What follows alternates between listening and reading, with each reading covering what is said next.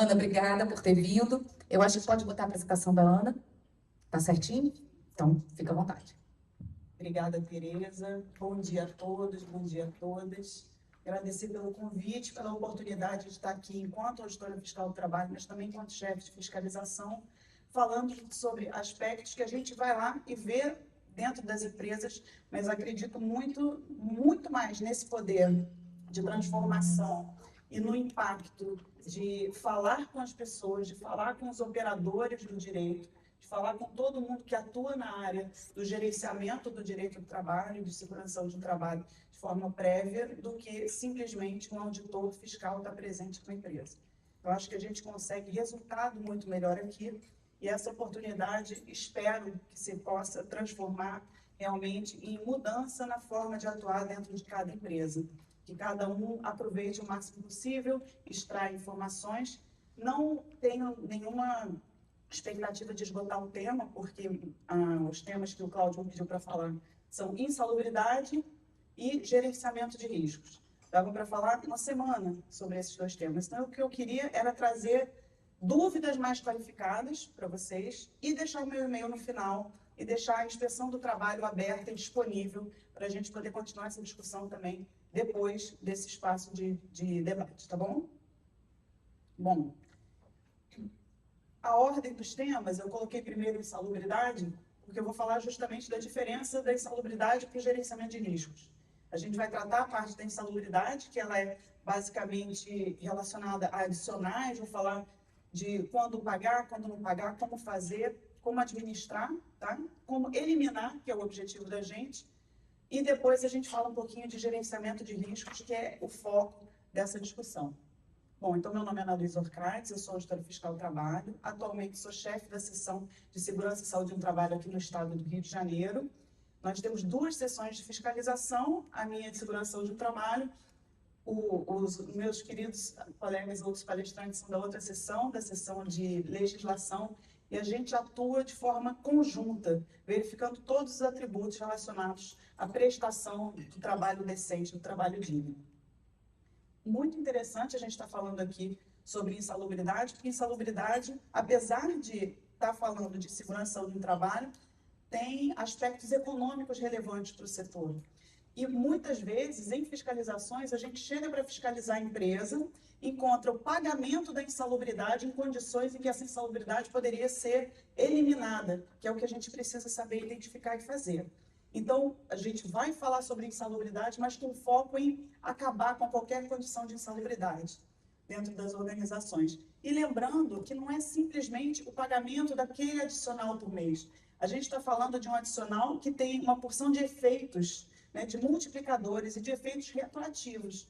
Na medida em que se encontra algum tipo de erro no pagamento da insalubridade, esse erro não é só na data presente. Ele volta, né, para o tempo de prestação laboral com todos os seus multiplicadores, com adicionais, com reflexos, como, por exemplo, férias e 13º. Então, é um problema que a gente, entendendo como é que são as regras do jogo, a gente joga esse jogo com muito mais segurança.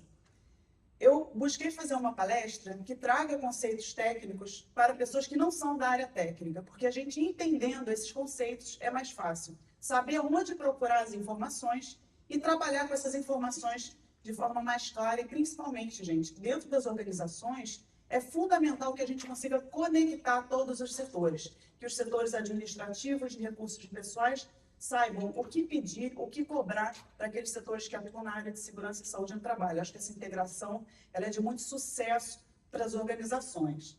Então, o que é insalubridade? Insalubridade, na verdade, é essa condição em que o trabalhador está exposto a agentes nocivos capazes de afetar a sua saúde, tanto no curto quanto no longo prazo, que é diferente de periculosidade. Periculosidade é o perigo de morte iminente, enquanto insalubridade é a exposição a uma condição que pode adoecer a pessoa. Essa doença pode ser hoje ou pode ser ao longo da vida laboral. E a insalubridade, ela está conceituada na NR15. E a primeira observação que eu quero fazer é o seguinte: a NR15 fala única e exclusivamente sobre insalubridade. Ela não fala sobre gerenciamento de riscos.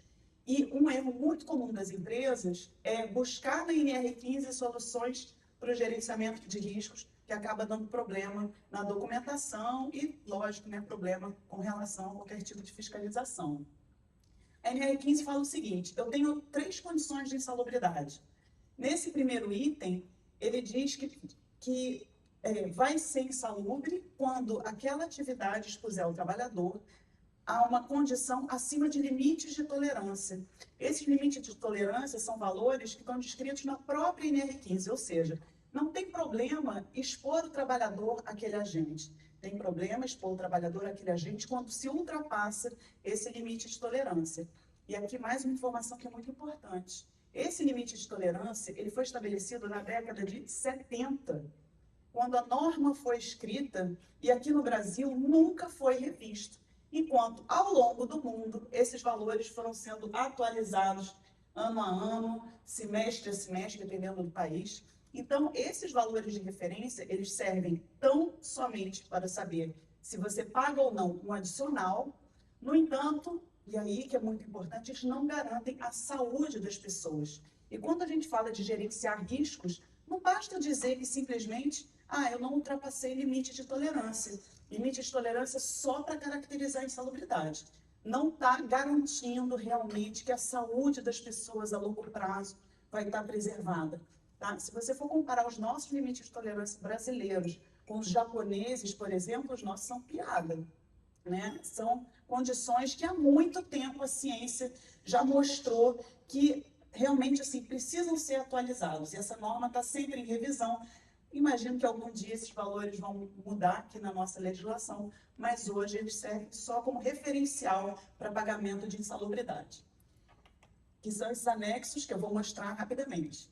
Aí o segundo item diz, nas atividades mencionadas nos anexos 6, 13 e 14. Ou seja, nesses outros anexos, e um 14 é o de agentes biológicos, que interessa muito para o setor de hotelaria, basta estar exposto àquele agente que já está configurada a condição de insalubridade. Eu não tenho que medir, é uma condição de sim ou não. Se eu tenho exposição àquele agente que está descrito na norma, já é condição de insalubridade. Tá? Não existe avaliação quantitativa, a avaliação é só qualitativa. E na terceira situação, comprovadas através de laudo de inspeção do local de trabalho.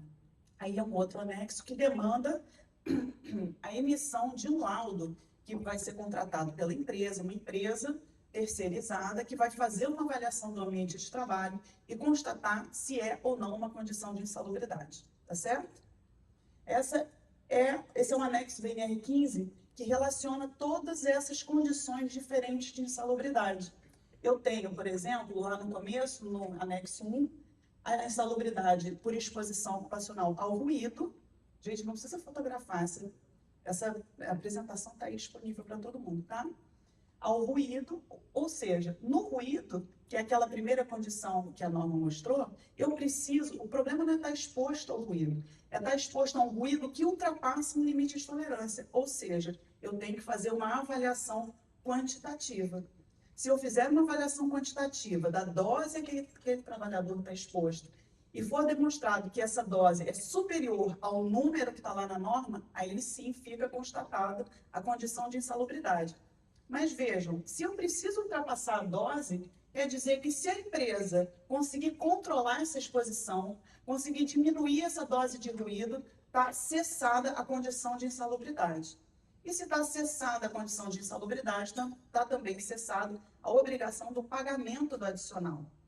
Tá certo? Então, o objetivo das empresas, gente, é que ninguém esteja exposto a condição nenhuma que adoeça o trabalhador.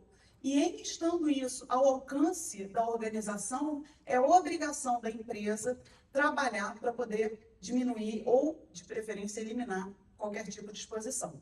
Muitas vezes é inerente. Eu não posso, por exemplo, acabar com a exposição do trabalhador de saúde ao agente biológico.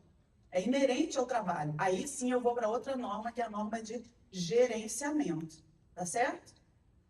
E só finalizando aqui, gerenciamento de riscos, então, é aquela obrigação que está lá na NR1, que é um dos temas que a gente está discutindo aqui, que são as obrigações da organização de manter aquele ambiente em que os trabalhadores estão expostos seguro e saudável. muitas vezes os riscos são inerentes do trabalho, não tem problema, não vou falar, então não posso trabalhar em hospital porque lá tem agente biológico.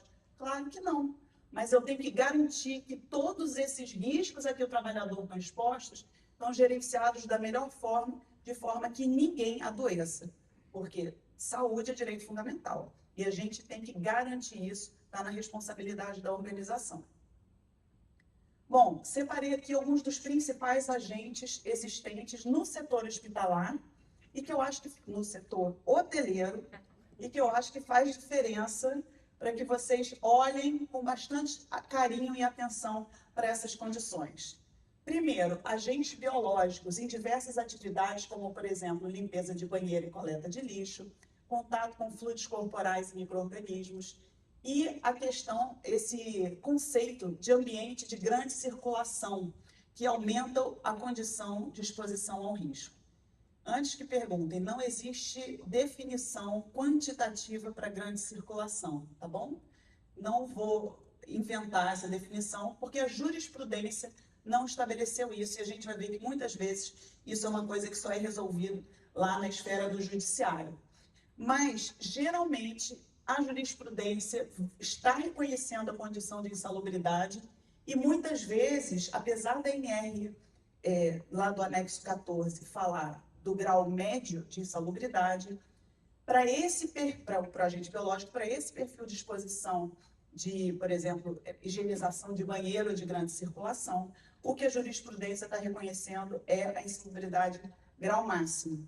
E aí a gente vai falar um pouquinho de como se preparar para esse tipo de situação.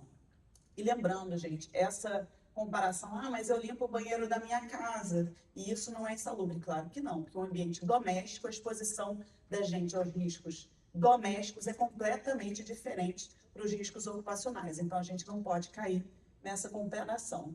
E a grande pergunta, né, eu sei que é um setor em que tem uma prevalência de mulheres, né, de mulheres em atividade, como é que a gente trata o trabalho da gestante em condições de insalubridade. Na prática, resumindo, né, o afastamento é obrigatório e automático desde a confirmação da gravidez até, né, depois do parto.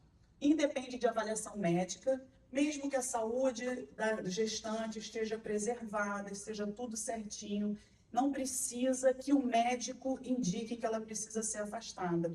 Isso é o que já está na legislação. E aplica-se a qualquer nível de insalubridade, seja insalubridade grau máximo, grau médio ou grau mínimo. E, de uma forma geral, a que pode surgir no setor de hotelaria é, vamos colocar que é o médio ou o máximo, tá? Então, mesmo que fosse uma insalubridade grau mínimo, isso não faz diferença. Então, a gestante, ela tem que ser relocada dentro das atividades, de forma que não esteja exposta à atividade insalubre.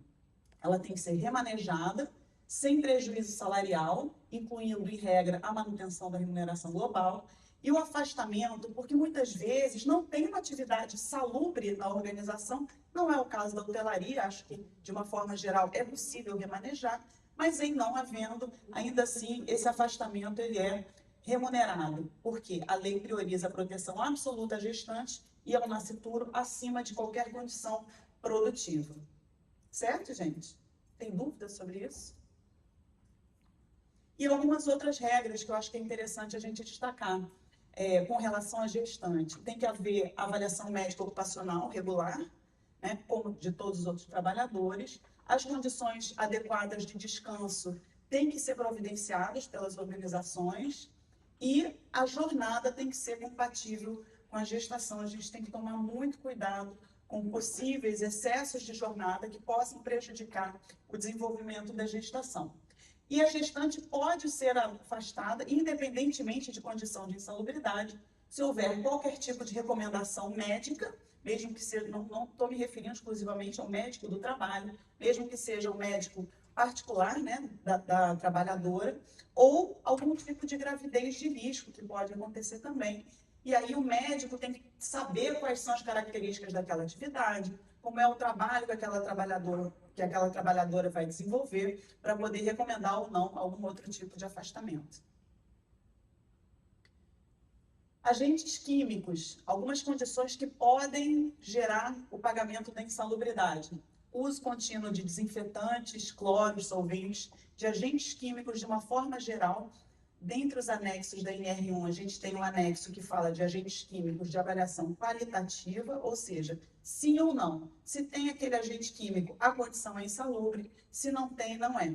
A maior parte dos agentes químicos utilizados em setor de hotelaria, eles são de possível insalubridade a partir de avaliação quantitativa, ou seja, só se eu ultrapassar uma quantidade de exposição daquele trabalhador. Isso significa que isso pode ser gerenciado pelas empresas quando a gente conhece o trabalho, quando a gente conhece quais são as formas de proteção.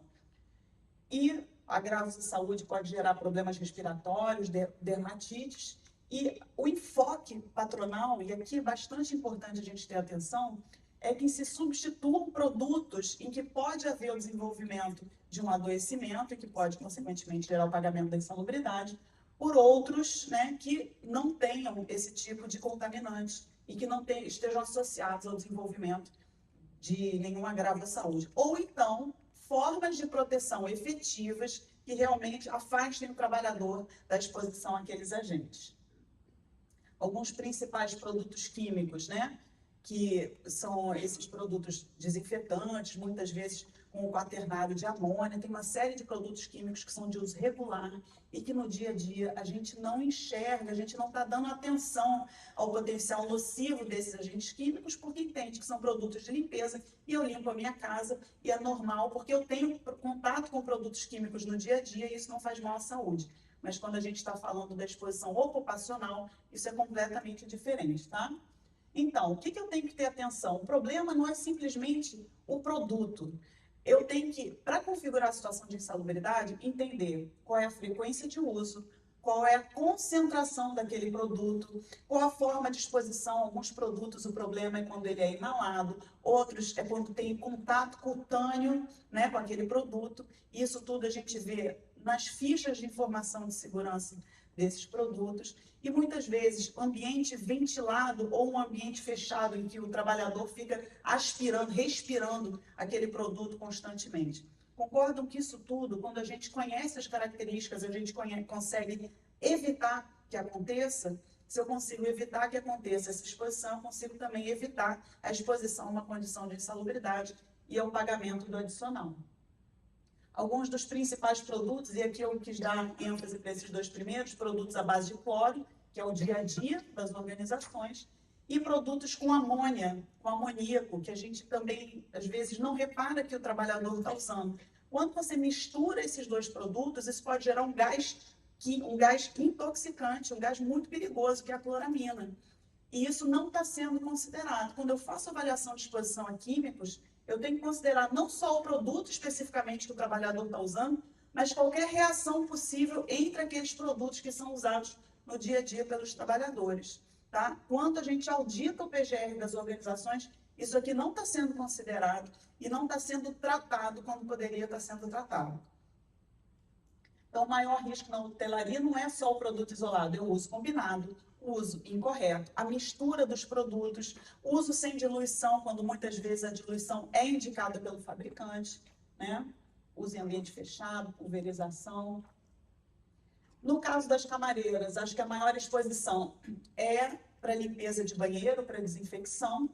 No caso da cozinha, existem muitos produtos de higiene da cozinha, que são alcalinos e desengordurantes, que também, a depender da exposição, podem configurar uma situação de insalubridade.